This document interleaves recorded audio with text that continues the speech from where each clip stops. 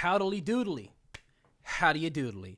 My name is Sty, and let me tell y'all something. Y'all gotta be humble when you're around the king of the fumble. Okay, I'm gonna tell you something right now. I'm out with the UFC video. Y'all may know me for collaborating with your boy Sponge, but I like UFC, man. I'm a casual, but I like UFC. And to my friends, it's good to thank you for watching this. Pad the watch time. Just keep this on. Put it on mute so I can get that watch time, please. Anyways, we're talking about UFC women. Stoppage savants or decision merchants?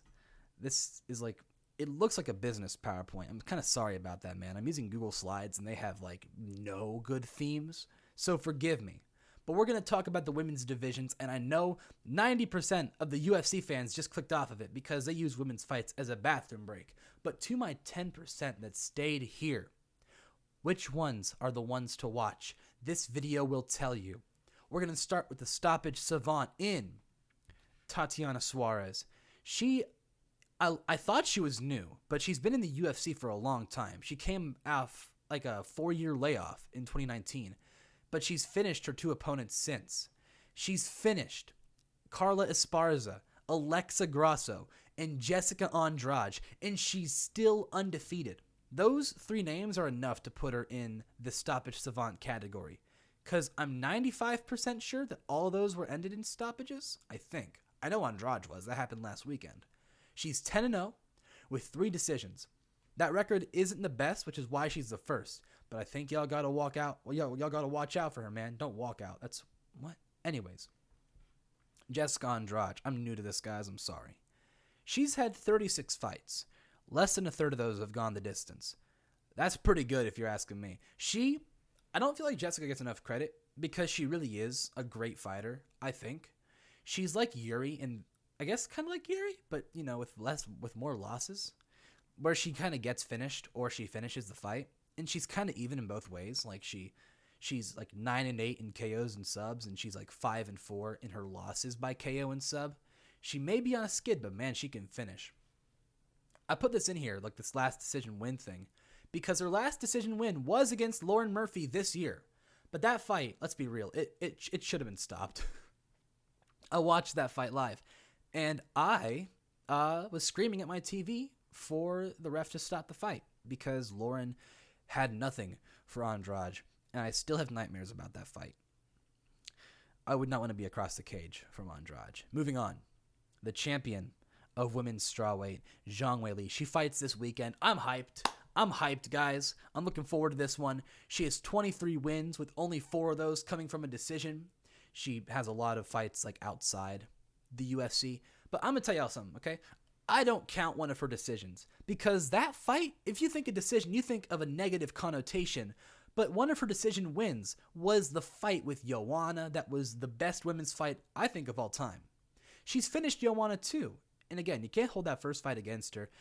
She did lose to Rose, though. So, But I'm thinking that her and Amanda Lemos is going to end with a finish. And I'm looking forward to it because I thought Amanda Lemos was a decision merchant whenever I heard the name. I think I was thinking of Amanda Hebos. I don't know why. Again, casual. Speaking of Amandas, though, Amanda Lemos is here. She has 2 decision wins in her career of her 13 wins. And yeah, one of those is against the queen of the decision. So we're going to talk about her a bit later. 2 decisions in 16 fights is really good, especially for women, because a lot of people, all right, I'm going to tell you something right now. A lot of folks in MMA Discord that I'm in, dude, they will say something along the lines of, bro, man, I'm sorry, but I don't watch women's fights because they end in decision, which, yeah, fair enough. I wouldn't want to sit for 15 minutes watching shadow boxing. But there's some good fighters. You just have to know who you're looking for, man. And I think Amanda Lemos is one of those fighters. She has finishes over Michelle Waterson and Marina Rodriguez. And I don't think the fight with Zhang is going the distance. I think she's going to get knocked out or subbed, or Zhang's going to get knocked out or subbed. Or it's going to be a Joanna fight where it goes to a decision, but everyone loves it. Now, fellas, broskies, and I don't have a good catchphrase. The GOAT of the stoppage, all right? The GOAT. Y'all know it. I know it. The GOAT.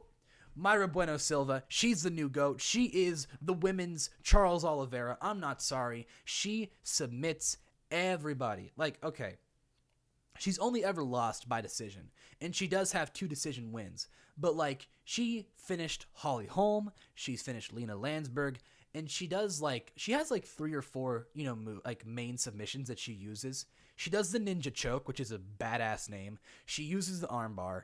Like, she's up there, man. She's a great submission specialist, and I honestly think she's gonna get the next title shot. She finished one of the queens of the decisions. And her last decision win, yes, was in April of 2022, but like, man, she's just the GOAT, and y'all don't realize it, man. Amanda Nunes, bro, Myra Bueno Silva is the GOAT, and also, like, that's a cool name. I also think Shitara is a very cool, like, fighter nickname. So, Myra, the GOAT, all right? Hit me up. I'd love to, like, get coffee. So, the decision merchants. I'm going to tell y'all something right now. We're going to start with the one that y'all are thinking of right now, Holly Holm in the UFC. I'm putting UFC Holly Holm. You'll notice that everyone else was just like regular. But UFC Holly Holm, she had some finishes on the regional scene before she fought in the UFC. She has more KOs than decisions. That's why I made that sort of specification. Because only 2 of her 8 knockouts were in the UFC. And I think she has, I forget the number off the top of my head, but 11 of her 22 fights overall have gone the distance, 10 of those being in the UFC. So, she only had 1 decision win on the regionals, but now she has 10 in the UFC. She's actually been finished more times than she's finished people. She's been finished 3 times, but only finished 2 fights in the UFC. Her last finish was 6 years ago against Betch Correia. So, I'm sorry, but UFC Holly Holm is a decision merchant. And I love Holly, but I am glad that Myra won. I'm glad Myra won. She's the GOAT. She needed that win. She's going to become the new female bantamweight champion, like, in the next couple days. The next decision merchant is champion Rose Namajunas. I'm going to make you guys mad. It's going to happen. Rose is the Israel Adesanya of the women's divisions, where she wins the belt in spectacular fashion. Knocks out Whitaker, knocks out Pereira. Rose knocks out Joanna, knocks out Zhang Gaethje with a head kick. But then her fights, as the champion, are boring. I'm sorry, it's true. She KO'd Gaethje, she KO'd Joanna.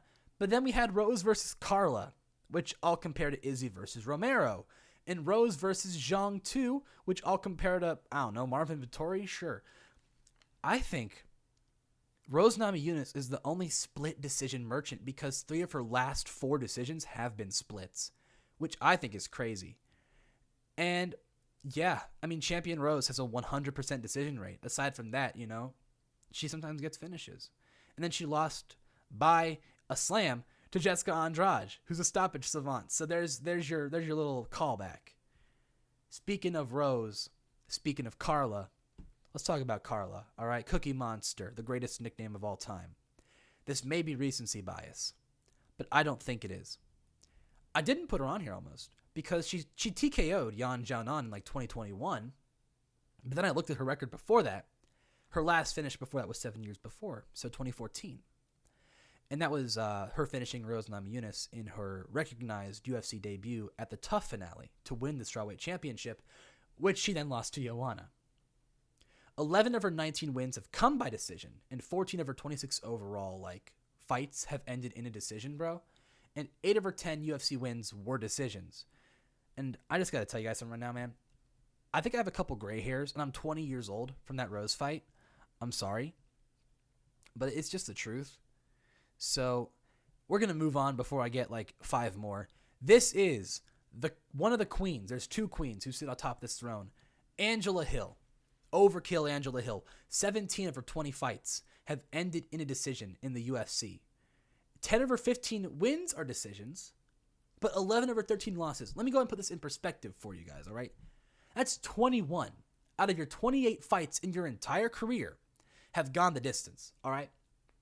And in a lot of ways, this could be the worst kind of decision merchant where she doesn't just win by decision, like Bilal Muhammad does most of the time, but she also loses by decision.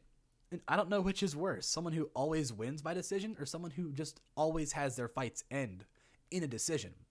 I'll leave that to you guys in the comments. Which is worse, Angela or the next person. I might say that this next person's worse, actually, because Angela does have a striking record. She is like the highest significant strikes, I think, in women's UFC. I think. Maybe she's second, but she's somewhere on that list. The worst decision merchant, in my opinion. Blonde fighter, the most NPC name of all time, Catelyn Chookagian. 15 of her 18 wins have been decisions. And let me tell you something. She has not had a single finish in the UFC. And she's been in the UFC since 2016. 7 years, no finishes. Her last finish was her fight before she got in the UFC against Stephanie last name. And her last time she was finished was against, again, Jessica Andrade. I'm sorry. She looks like the third grade teacher from The Simpsons. She might be the worst decision merchant. But I gotta say this to you guys right now. Don't hate these fighters because they're decision merchants. It's just an observation. But because, anybody who steps in the cage, has respect for me. I couldn't do that, bro. I just started doing boxing, to keep myself in shape, or rather, get myself in shape. So, respect to them. And you should respect them. And if you want to use their fights as commercial breaks and you bought the pay-per-view, then good news, they're getting your money anyways. So it's all good. It's all good. Just, I think it's fun to look at these. But for real, y'all, Myra, Amanda, Zhang, Jessica, and Tatiana, they're all going to have their next fight be a decision because I made this video. So be ready for that. In the meantime, guys, that was Stoppage Savant or Decision Merchant. That was my first time making this video. That was my 7th take. I did it. Finally. I don't have a good outro. So I started this video with Howdily doodily. I'm going to end this video with dippity dippity. Have a good night, y'all.